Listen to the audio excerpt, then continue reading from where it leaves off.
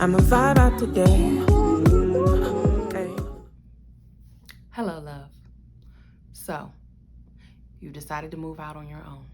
Far away from the only place that you've ever known. You're deciding to do this as your first move ever in life as an adult with bills and obligations and responsibilities. Yes, I'm spiraling, but I'm actually recording this video for a specific reason, because if you are in that position, then hi, you're me, or I'm you, or we're us, somebody, something. Anyway, I think I might be able to help you.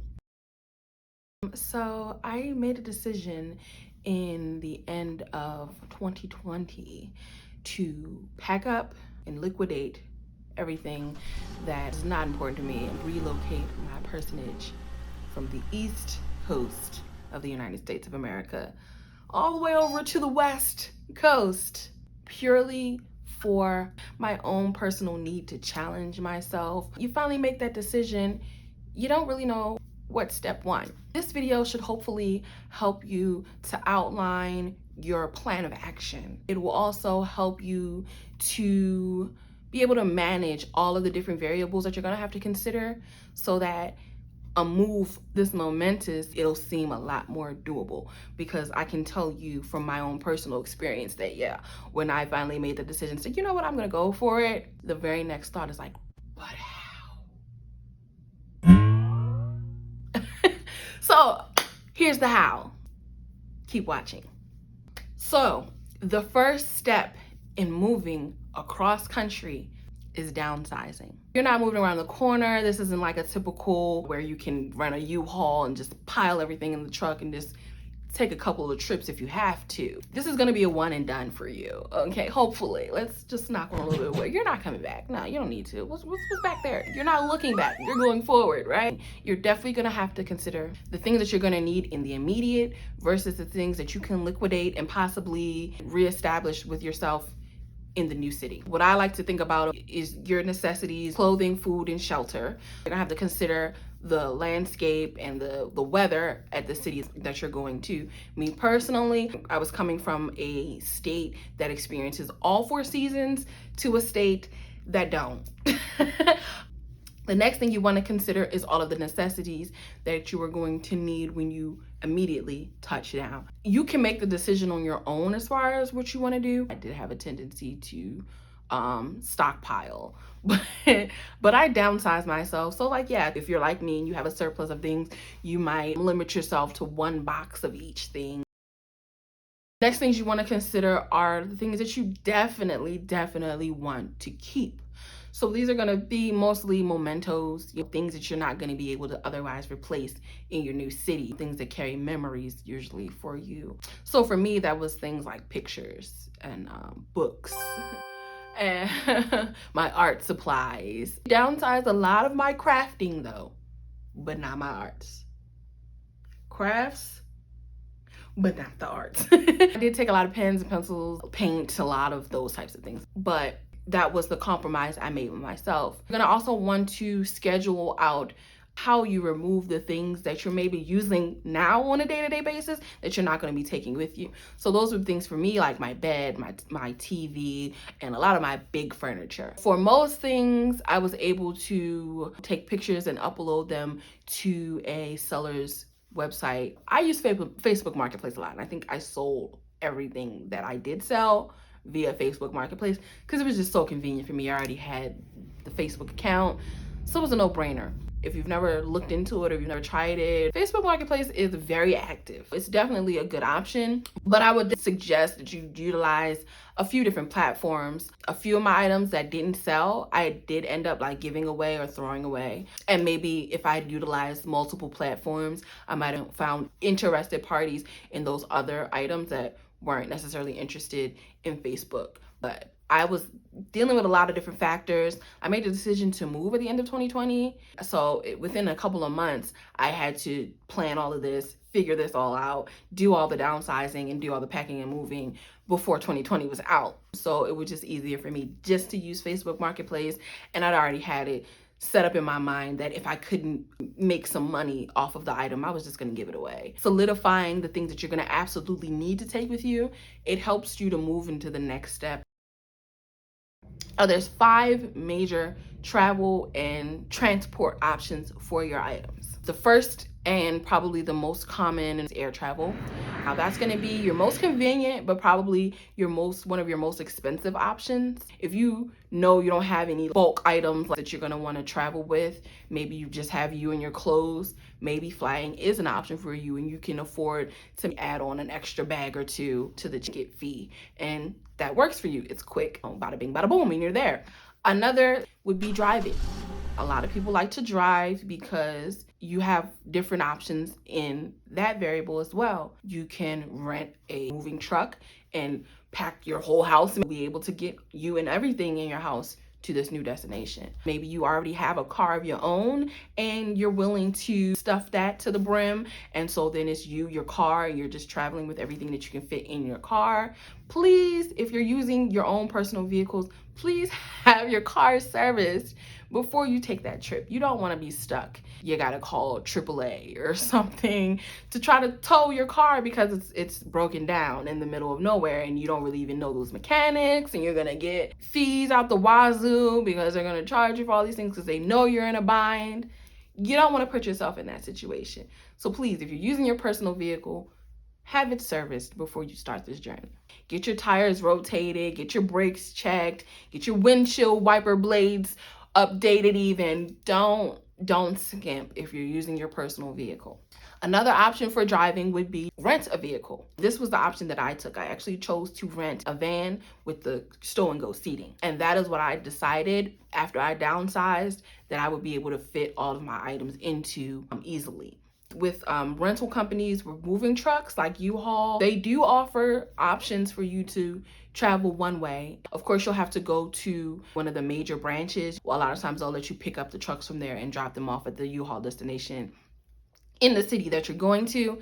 Same thing for rental companies. A lot of times, I know for me, I had to go from airport to airport. So again, it usually will not be the smaller branches, but a lot of the rental companies will allow you one-way travel. So that is definitely one of your options. Driving is going to be higher on the scale as far as length of time in travel, but it's further down on the scale as it pertains to cost and fees. The third option, and another option that I don't think too many people consider for moving travel, would be catch the bus. I do know of a few people who have moved via bus. They had very minimal amount of things, but something else that a lot of people don't know about the bus system is that they will also ship items for you. If you've taken a charter bus before, you might have noticed that maybe when you got on, they only opened up one of the undercarriages at a time to get the people's luggage that you're coming with on the bus. A lot of times that can be because other parts of the undercarriage of the bus are being utilized for shipping. Not a lot of people, I don't think, do a lot of cross-country bus travel. So the bus company utilizing the leftover space for shipping, it helps them with their overhead. Depending on where you end up, you may have to exchange buses in different cities, but ultimately you're not doing the driving, so it starts to get up there on the high end of the scale as far as length of time is concerned. But you get to look out the windows and sightsee. A lot of times they'll take like breaks and stop up at rest stops and get food, so it's kind of like a cool road trip by yourself with a whole bunch of strangers. And it's definitely low on the scale as it pertains to cost. I probably would have considered doing the bus route had it not been for the fact that one of my friends volunteered to help me make the drive. It's either going to be between catching the bus and shipping my items through the bus, or shipping my items through the bus itself and flying myself over, or I was going to drive it myself, but to have broken down the trip into a few days versus the one day that we ended up doing it in. Another option for your travel and as well as shipping your items would be the train. A lot of people don't know that you can also ship items. Well, I think people understand that you can ship items to the train through like UPS or US Postal Service, but you can also, similar to the bus companies, you can look up train companies in your local city or town, and their website will also outline how you can ship items through the train station. I would say that the train option is probably one of your median options for length and price. Probably a little bit more expensive than a bus ticket, but it's going to be a lot faster. The only thing that you might want to consider as it pertains to trains, and the reason why I decided not to utilize the train, was because the city that I was traveling to, the train system is not very advanced out here. When I looked into the train station where I would have to pick my items up from, it was like right outside of the city. It wasn't very convenient. I wasn't at that time aware of whether or not I would, be able to have transport to go get my items. There were too many variables at play. So I just decided ultimately that it wasn't a good option for this particular city. But I thought it was great information to have and to keep, just in case in the future if I decided to go somewhere else maybe, and they did have a very advanced train system in that city, it might be convenient and very cost effective for me to do that. And of course, your last option for not transporting yourself but for getting your items to the destination would ultimately be shipping your items through the postal service. That is going to be high on the scale of price, and you're going to have a variable as far as timing is concerned. I will say that a lot of people use shipping as a backup plan.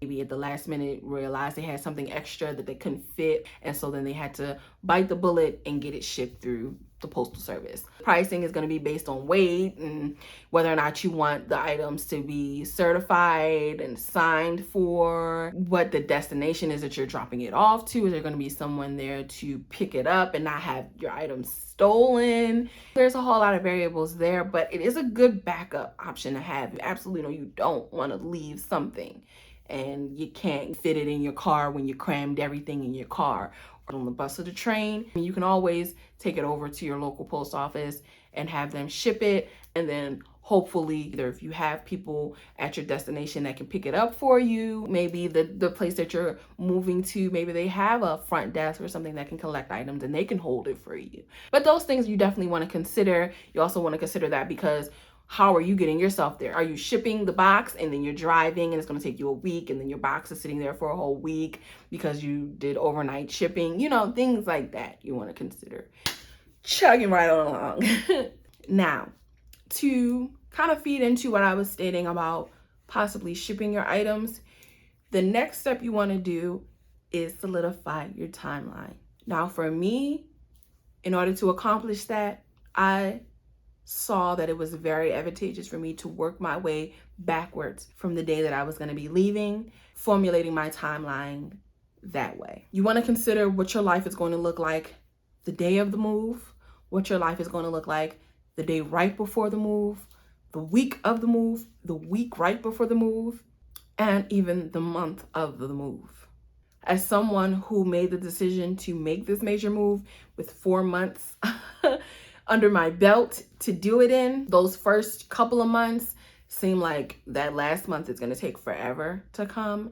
And then the month of the move, they feel like they move in a second. So that's why you want to make a timeline for yourself so you can make a realistic expectation of how long it's going to take you to get to these steps in order for you to be prepared when it's time to go. It also helped me to be able to check in with myself and figure out whether or not I was on track.